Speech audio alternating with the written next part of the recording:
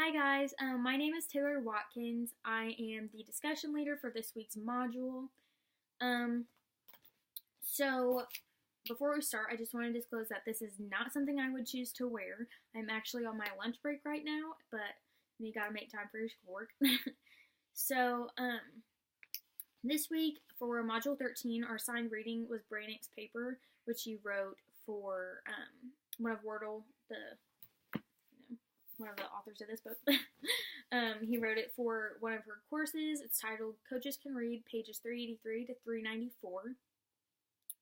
So in his paper and throughout the reading, it applies John's concept of discourse community to a community that many people don't immediately think of as including literacy, which is football. Throughout this, he explains characteristics of effective football coaches and then in detail why he believes they fit into a discourse community. He identifies some special literacies, and people use text and discourse to make meaning. This it says it in the book, to make meaning in order to do something. So that's what he is considering as a literacy. So for his paper, he has an introduction, and within the introduction, he introduces what coaching football is and basically who takes part in it. Of course, he includes a thesis statement, giving a basic 3-body paragraph style.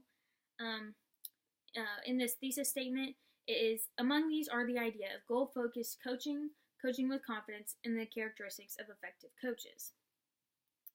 Within these paragraphs, he takes quotes and pieces from his interviews to support his ideas and other sources that he may use. Within the final paragraph of his lengthy introduction, he introduces his research or his study. So by introducing that, he kind of subheads it as methods, and then within these methods, he states who he interviewed and what channel of communication was used, such as email, phone, like just stuff like that. And he also addresses how they are credible to his source, which is very important. So, with that, he also has another thesis statement, and it says that he analyzed the data collected by applying Swale's 6 characteristics of a discourse community. Through the characteristics, he focused on the set of common goals, the genres, and the specific lexes used. So then he goes on to explain his results, which is another little subheading. He broke these into 2 categories with the 2 subheadings of the characteristics within a discourse community and the results for multiple literacies. Underneath within his characteristics of a discourse community, he states the goals, the lexes, which are the set of terms that is unique to the community, and then the genres, which are texts that help facilitate communication between people, and in this example, all communication takes place within the discourse community. An example that he has, there's playbooks, the scouting reports, and what was the third one? The play calling sheet. And these are all obviously important when coaching football.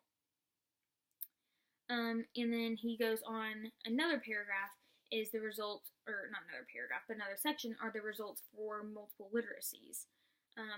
And then the topics within that include the interpersonal literacies, situational literacies, and the relationship between textual, situational, and interpersonal literacies. So he does the same thing that he did with the introduction. He's kind of backing up with his research and his findings, and he's using that to support his ideas.